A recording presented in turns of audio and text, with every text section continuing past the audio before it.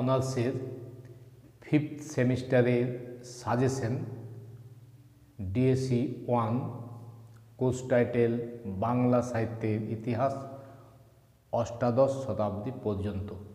আমি 5 মার্ক ও 10 মার্কের সাজেশন দিয়েছি। 5 মার্কের জন্য তোমাদের দুটো প্রশ্ন করতে হয়। 5 মার্কের আমি 5 মার্কের 3টে প্রশ্ন দিয়েছি। 10 মার্কের একটি প্রশ্ন করতে হয়, আমি 10 মার্কের 4টে প্রশ্ন দিয়েছি। তোমরা এই প্রশ্নগুলো ভালো করে তৈরি করো। আমি যে সাজেশন তোমাদের জন্য দিয়েছি, কি কি প্রশ্ন রয়েছে তোমরা দেখে নাও। প্রশ্ন আমি 3টে দিয়েছি 5 মার্কের। তো 5 মার্কের যে প্রশ্ন আমি দিয়েছি তার মধ্যে 1 নম্বরে যে প্রশ্নটি রয়েছে তা হলো গোরক্ষ বিজয়ের কাহিনীটি সংক্ষেপে আলোচনা করো। গোরক্ষ বিজয়ের কাহিনীটি সংক্ষেপে আলোচনা করো। দেখো, গতবার তোমাদের 23 সালে যে প্রশ্ন পড়েছিল তাতে গোরক্ষ বিজয়ের প্রশ্নটি আসেনি। তোমাদের গতবার গোরক্ষ বিজয়ের প্রশ্নটি আসেনি। এবার কিন্তু গোরক্ষ বিজয়ের কাহিনীটি আসবেই। আর মহারাষ্ট্র পুরাণ, তো মহারাষ্ট্র পুরাণ গ্রন্থের সামাজিক ও ঐতিহ্য, সামাজিক ঐতিহাসিক মূল্য নিরূপণ করুন। এটা হচ্ছে মহারাষ্ট্র পুরাণের। এই প্রশ্নটি তোমাদের করবে।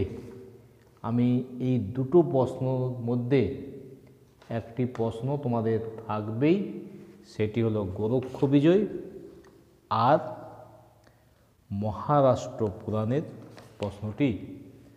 মহারাষ্ট্র পুরাণের গ্রন্থের সামাজিক ও ঐতিহাসিক মূল্য নিরূপণ করে, এটা আমি এখানে এড করে দিচ্ছি। কী করবে এটা? মহারাষ্ট্র পুরাণের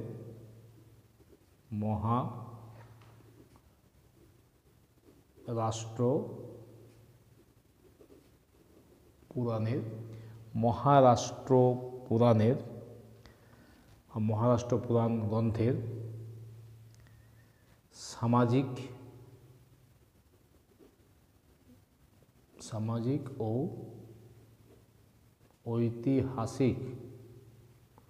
সামাজিক ও ঐতিহাসিক মূল্য নিরূপণ করো।